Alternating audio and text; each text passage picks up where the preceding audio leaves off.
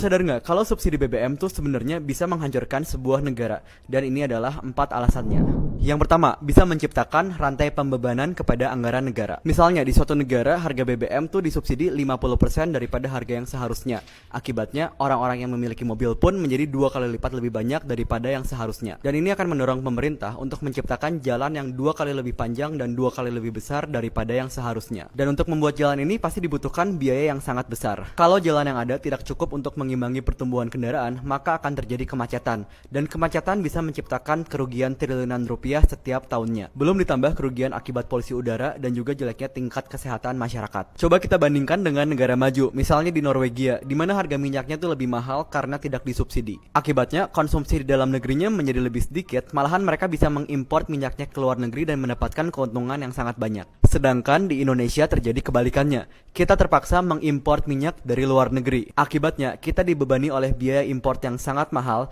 ditambah dari anggaran dari subsidi BBM tersebut. Yang kedua, sering dijadikan kampanye politik. Subsidi BBM tuh sering dijadikan dagangan politik untuk mengumpulkan suara. Kamu sadar nggak ketika ada pemilu, salah satu narasi yang paling populer adalah menurunkan harga BBM. Akibatnya, banyak orang memilih seorang pemimpin berdasarkan rasionalitas yang salah, bukan dari kinerja atau performa mereka.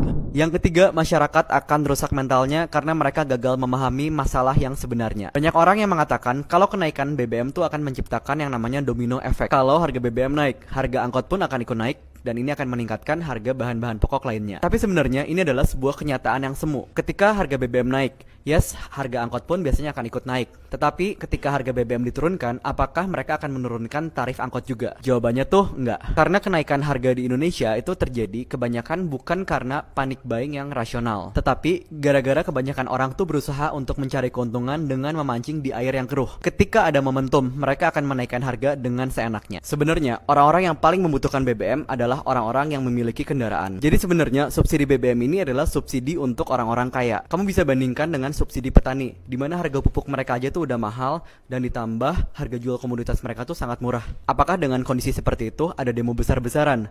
Jawabannya tuh nggak ada. Karena fokus politik di negara kita tuh masih diarahkan kepada subsidi BBM. Ketika ada orang-orang kaya yang menjerit, maka mahasiswalah yang akan turun ke jalanan. Dan alasan yang keempat adalah subsidi membebani negara. Di tahun 2021 sendiri, negara kita tuh kehilangan uang sekitar 520 triliun rupiah dalam bentuk utang luar negeri. Jadi kita harus bisa berpikir secara rasional, apakah subsidi BBM ini memang benar ditujukan untuk orang yang tepat, atau mungkin malah dinikmati oleh orang-orang yang bukan seharusnya.